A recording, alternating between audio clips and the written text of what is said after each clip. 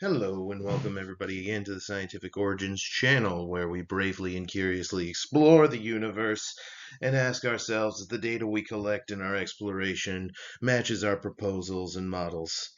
So today we're going to continue down the line of refuting all creationist arguments, and this one's a doozy.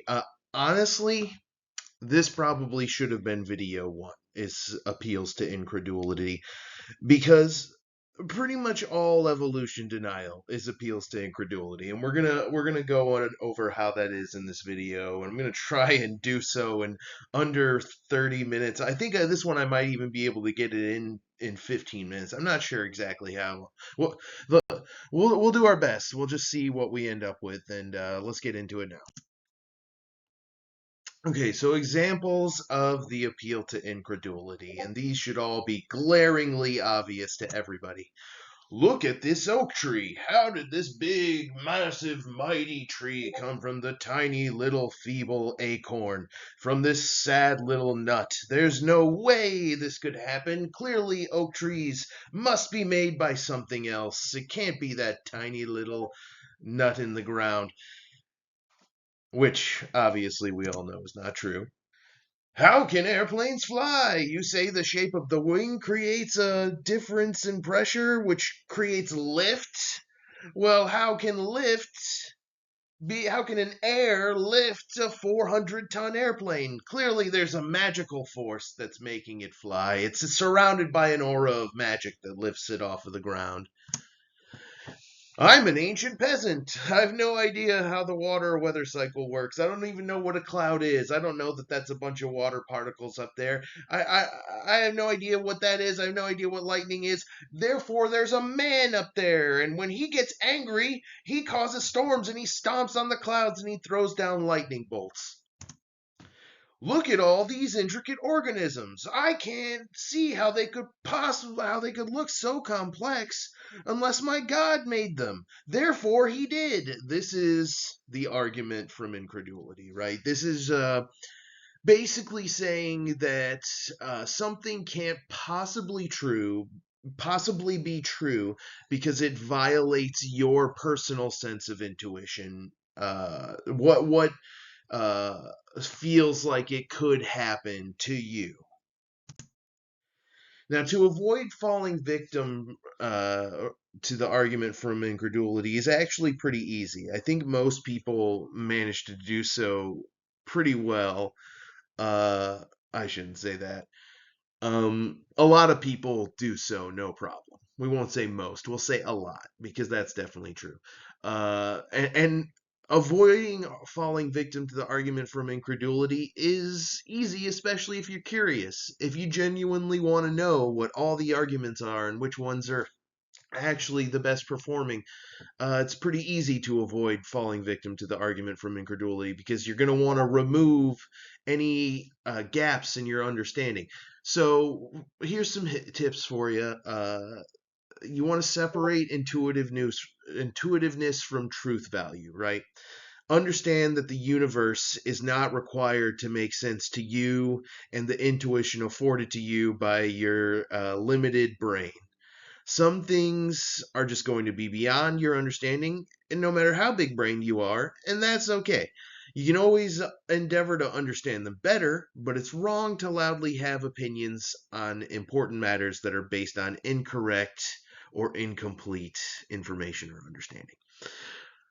Remember that what is true remains true, regardless of whether you understand it correctly. This is one that, I really think we need to hammer home with flat earthers.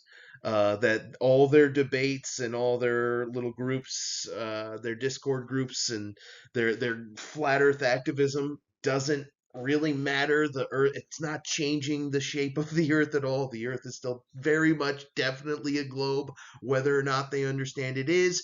No matter what activities they do based on their misunderstanding of the shape of the Earth. We already went over the next one. Okay, so this one is like the whole point of the channel.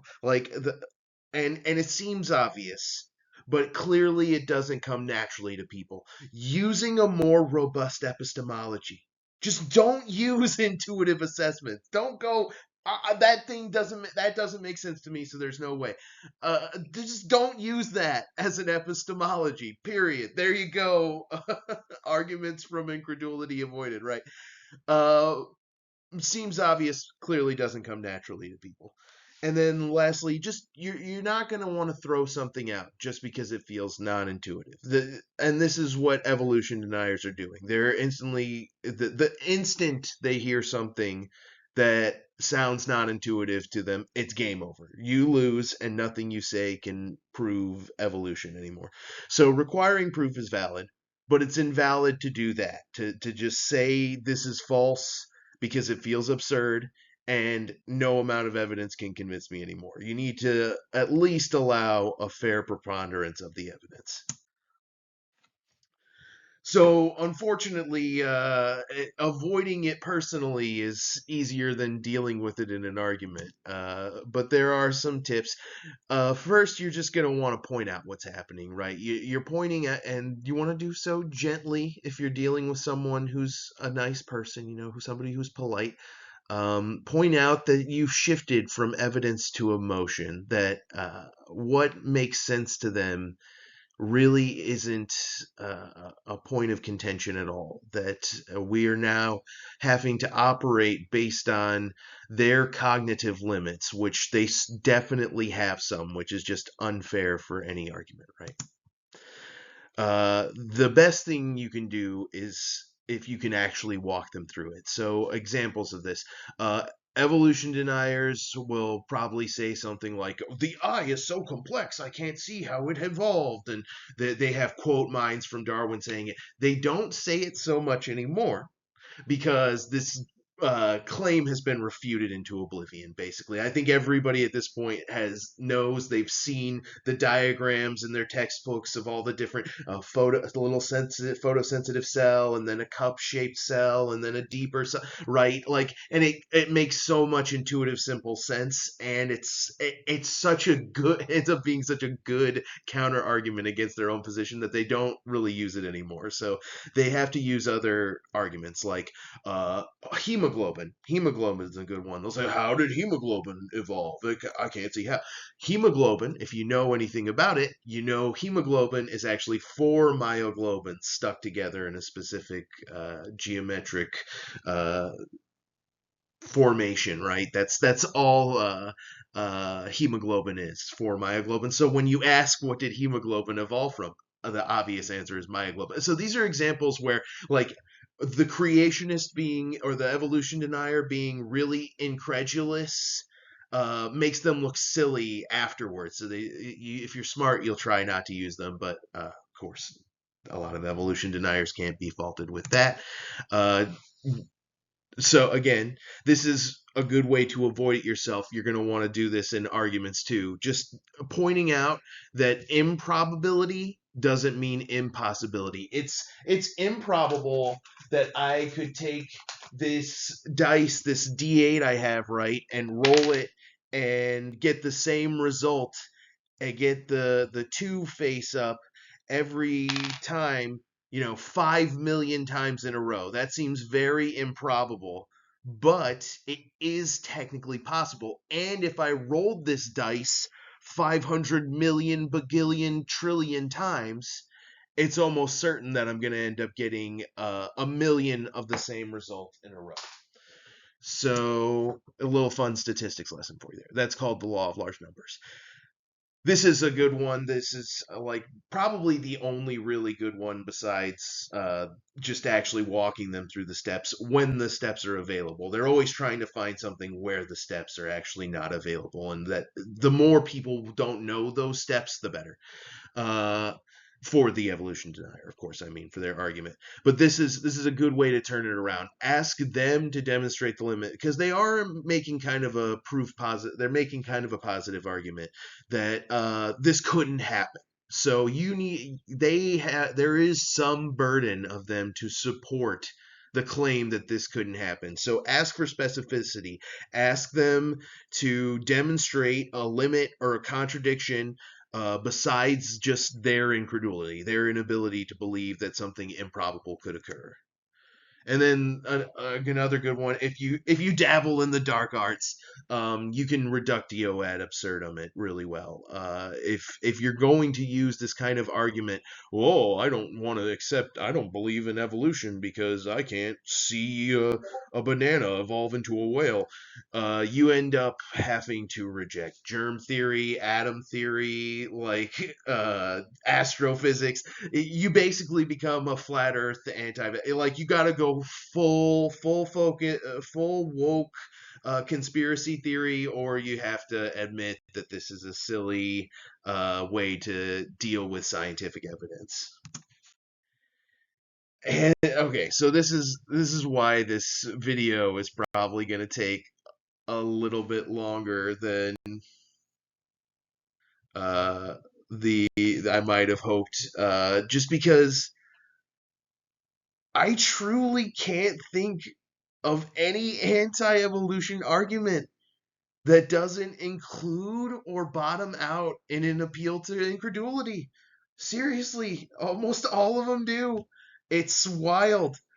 This might be the golden key. Like, if you want to just stop watching, here you go, you're done, right? No, unfortunately, it is probably a good idea to get more specific in refuting specific talking points, but this one does apply to pretty much every anti-evolution argument. I have some of them listed out here, as you can see.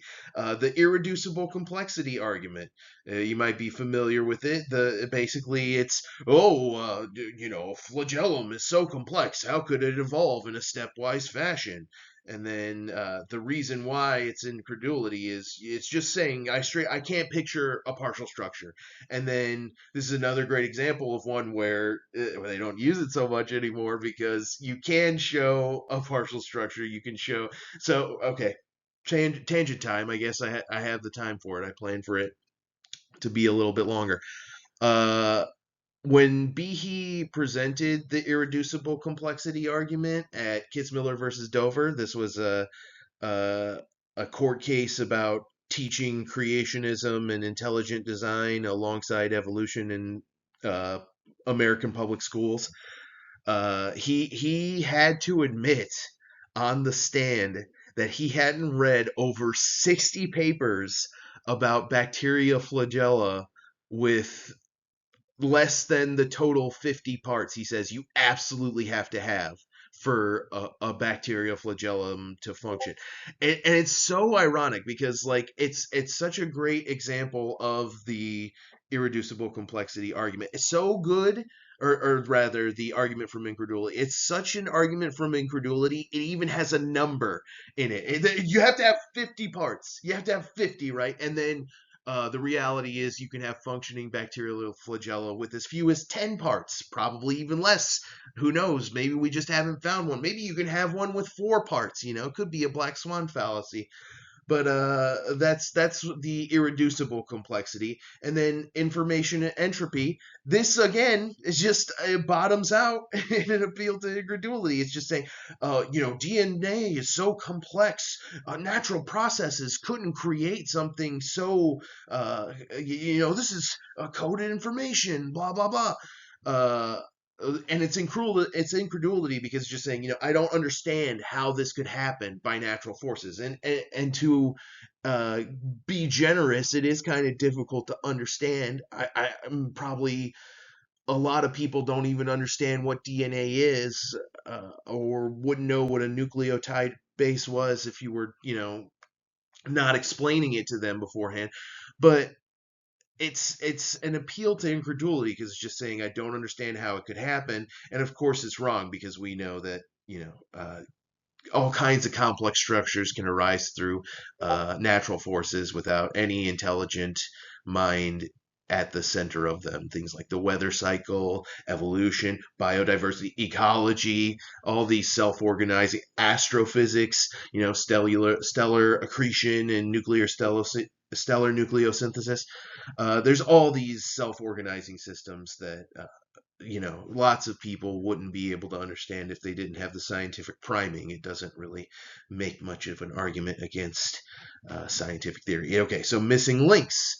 Yeah, another argument from incredulity, right? It's just saying what the argument claims is, we're the transitional fossils. There should be crocoducks and half man, half apes, and half lizard, half birds. And of course, obviously this is incredulity because the fossil record doesn't show a continuous frame by frame movie of every organism that ever died. I can't comprehend how these forms are connected. uh, and the reality, of course, is that there's tons of missing links, tons of transitional forms. The missing link itself is kind of a misnomer, but if you define it rationally, there's literally hundreds, if not thousands of them, right? Huge transitional form. I guess transitional forms needs to be a video of its own, but I'll list a couple. You got Tiktaalik rose. You got basically the entire set Artiodactyla data set with Ambulocetus, Pakicetus, Myocetus, all the Ceticidae, all the cetuses. There's Tiktaalik is famous because it's a fishapod ancestor that might have been one of our own ancestors. And then you've got Archaeopteryx, another famous transitional form, because it was the one that was found after Darwin predicted there would be transitional forms. So not just one of those appeals to incredulity, but one of the ones that makes them look really bad when you let them make it and then explain why it's wrong. The specified complexity, yeah, probability. This one, again, just another appeal to incredulity, and this one usually involves some lying with math. So the appeal to incredulity is, I calculated this super tiny probability for evolution. I can't imagine it occurring even with billions and trillions of years.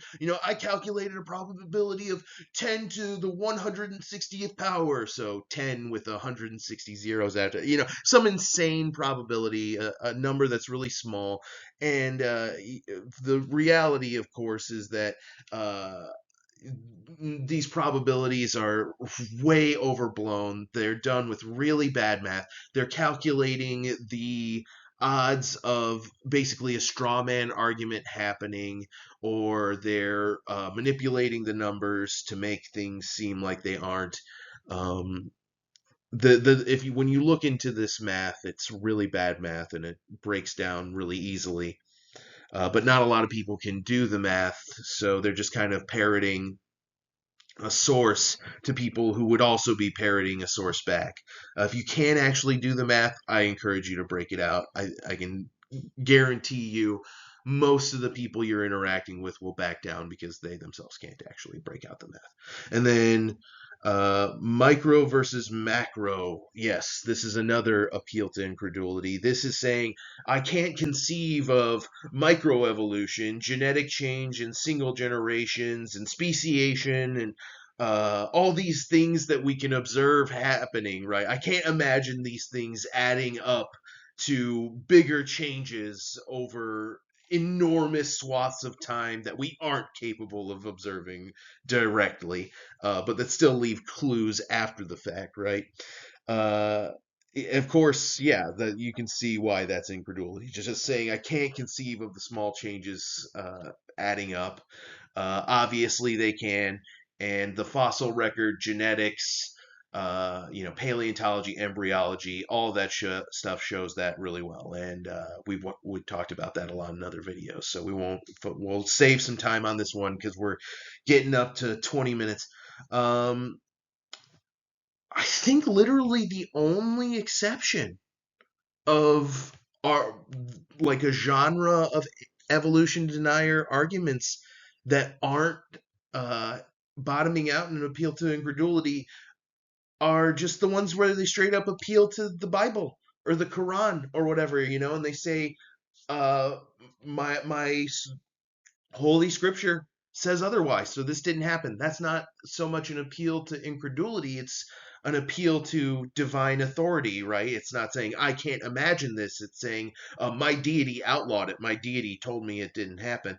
And it's not quite an appeal to incredulity, but if you press why they would choose to reject overwhelming evidence in favor of a literal interpretation of a myth, you get right back into the incredulity. Well, because look at human brain. How could that come from just mud and lightning? Yeah, you get right back into the kinds of appeals of incredulity that the rest of the arguments are based on. So, in conclusion, in science, intuition doesn't really matter.